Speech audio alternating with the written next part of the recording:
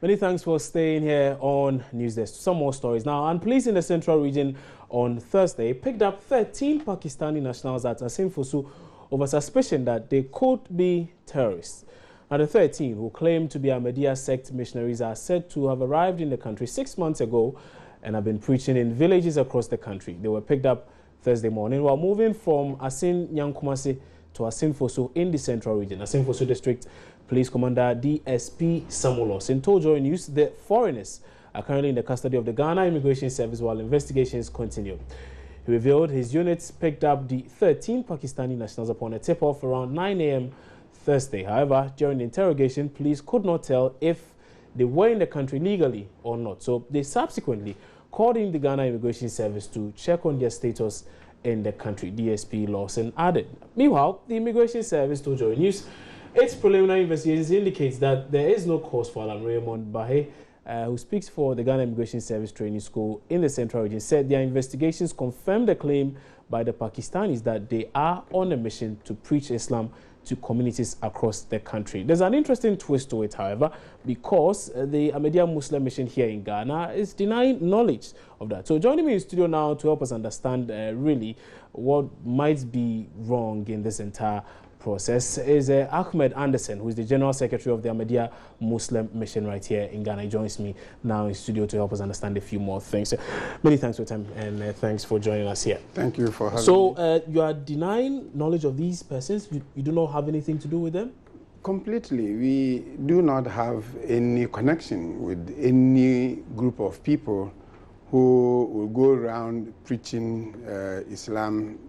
They have every right to preach Islam if they are Muslims, but to connect them to Ahmadiyya when the Ahmadiyya Muslim Mission has no knowledge of such people is unfortunate.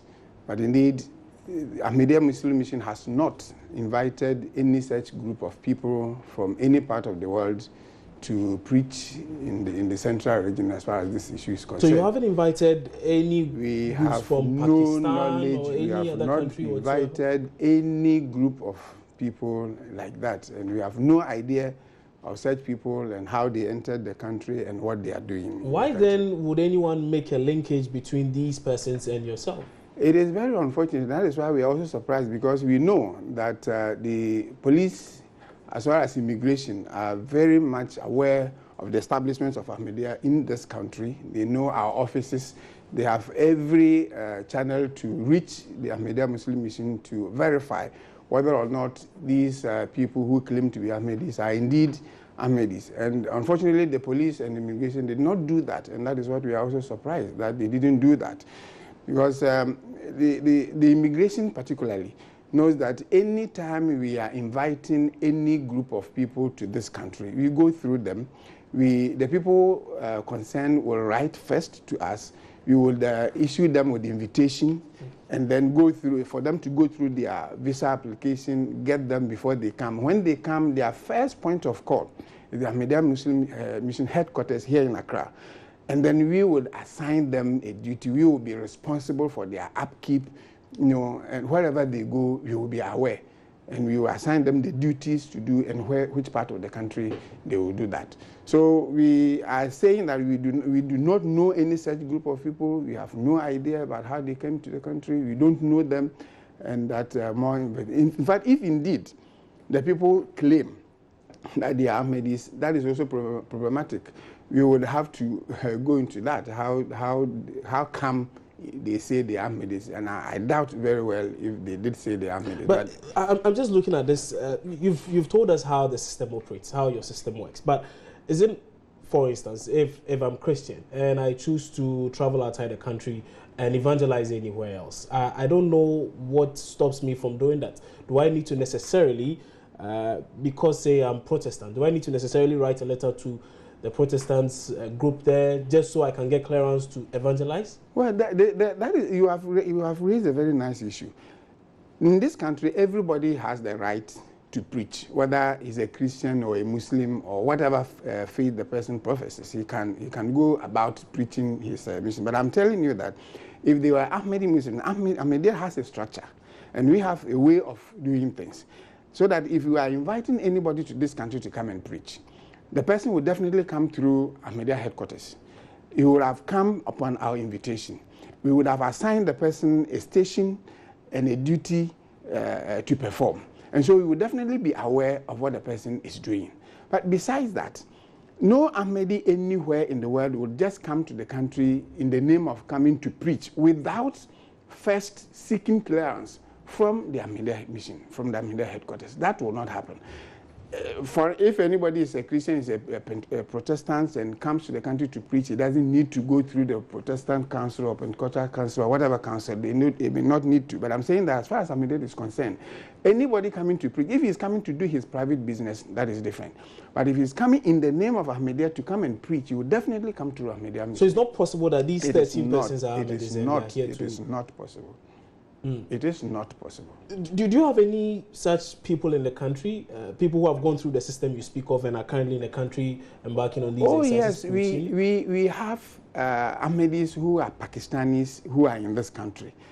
A few of them. And how long have they been here? Some of them have been here for 10 years, some have been here for, some have served and gone, they keep coming. Currently, we have, in some of our regions, the regional missionaries being Pakistanis. Those are possible, those ones are there. But people going around preaching, and we have preachers in this country, yes. The people we send to go out there for outreach programs, mostly are even Ghanaians. Yes, on a few occasions you may find 1 or 2 Pakistanis joining them. But that one, you even see that, yes, he's in the company of Ghanaians, doing that job, without him going out there all alone by himself. That is not the way we operate in this country. Okay, so let me find out from you. From where you sit, is there a reason for concern?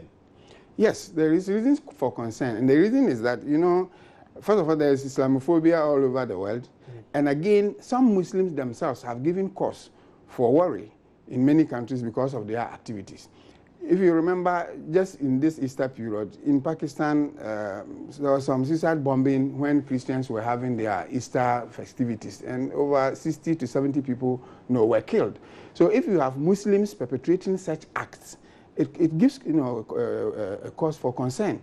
So when you find Muslims in this country and you don't know how they came in and you don't know what they are doing, then it is problematic. We do not have any reason why we should go against the security for doing their job. But what we are saying is that the security must also be circumspect in whatever they are doing. But they are saying there's no cause for worry. So why do you believe we? No, because of the initial information that was put out there. These people are terrorists. They are suspected to be terrorists, and they were picked up. So if you put out that information initially, then I would say that is it because they are Muslims and they don't have the right to preach, and so you pick them up and say they are terrorists, only to find out that they are not terrorists after all and there's no cause for alarm. How many people will now hear the second information that they are not terrorists? The first one that went out, many have already taken it. That is the cause where we are worried about. So as things stand now, we are trying to get in touch, let me add, we are trying to get in touch with our correspondent in the central region who's been monitoring a few things, particularly the activities of these persons. We are trying to reach him for a word on this particular one. We've been unsuccessful so far. We're still working the lines. Once we have him, we'll bring you that very update. But maybe let me take a final word from you on this. How much of a problem is this for the Islamic sect, the Ahmadiyya sect? It is so much of a problem because we are well known in this country. We are well known for our peaceful nature. We are all well known for the services we render for this country, and that we will not do anything to tarnish that image we have already earned for ourselves. And we will not do anything to endanger the security of this country. So if anybody is found to be doing something that has security implications, and the person is connected to Ahmadiyyat, and no proper investigation is made, and information is just put out there, then it is worrisome. And that is why we are... So I believe you've made it known to the police, all these things you've just told us. The police, unfortunately, have not contacted us. The police hasn't contacted you? No, they have since this whole issue came up, this whole issue came up, there has been no call from the police nor the immigration. We got to know of it this morning. I probed online to find out what was happening, so I had to find a way of reaching Joy Newsroom, and I spoke to Joy FM this morning about this issue, and that's how come I am even here as at this time. So that is how we got the information, and now we are reacting to it. But seeing that you are so worried about it, why not take the information to the police? Yes, so we will take it up. I will take it from, you see, from the house. I drove in here straight to respond to this call. So after this, we will take up the issue with the police. Okay. All right. We'll keep our eyes on that and bring viewers a lot more. But many thanks for your time on News Desk this morning. And indeed, that was Ahmed Anderson. Ahmed Anderson, who is the General Secretary of the Ahmadiyya Muslim Mission here in Ghana. He's been telling us a lot more about those 13 Pakistanis whom we were initially told were Ahmadis who were in the country preaching. But apparently they are distancing themselves from those 13 persons. They are saying that they have no such relations with the people, and indeed they do not even know where these people are coming from, their whereabouts, what it is they are doing. So they have no ties with them whatsoever, and that they will be following this issue up with the police. We'll be keeping an eye on this and be bringing you a lot more a bit later on. But away from that, let's head to the courts. And having threatened for a while now, judicial service workers on Thursday finally put their words into action by declaring a strike which begins today. This means activities at the courts will likely be put on hold up until the strike is called off. I'll be taking you to the courts in a short while to tell you about the situation there this morning. But let's take a listen to the president of JUSAG, Alex Nate, mention reasons for the strike by the judicial service workers.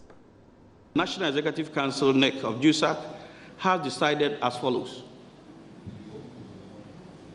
that government's letter to the Honorable Lady Chief Justice is just an attempt to delay the implementation of the approved salaries. And we don't agree.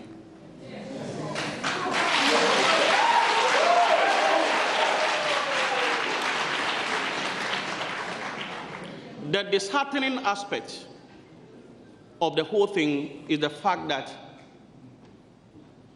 the document was submitted to government as far back as June 2015.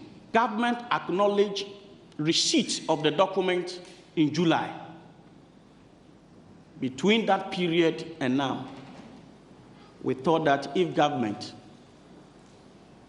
was minded of listening to us, that the National Executive Council, NEC, directs the immediate withdrawal of services by all staff of the Judicial Service from 1st April 2016.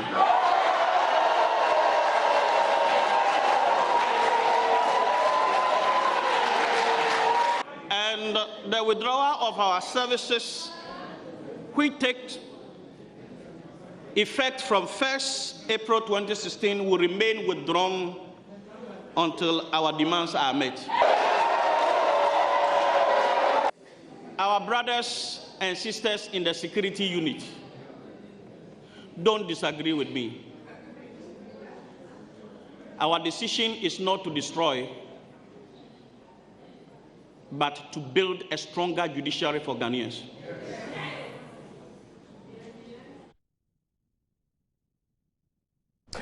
And that was JUSAG President Alex Nate addressing the members of JUSAG there, and in fact declaring that strike, which we are told has taken effect today. We'll be going on to the phone lines a bit later on. We seem to be having a bit of a challenge with our phone lines this morning because Journalist reporter Raymond Akwa is in court. He's monitoring the situation. They will be going over to him once we have once the lines are better. We'll be crossing over to him and be bringing you an update on the situation there to assess how the strike is even affecting the judicial process. Also, we are told that shortly after this declaration or this announcement, the Labour Ministry got in touch with JUSAG members, and there was a meeting. We are told there's supposed to be another meeting today. We are keeping an eye on that as well. We'll try and bring you a lot more once we have that information. We're taking another break here on News Desk. When we come back, Emmanuel Abuajiri will join us with business. Stay on.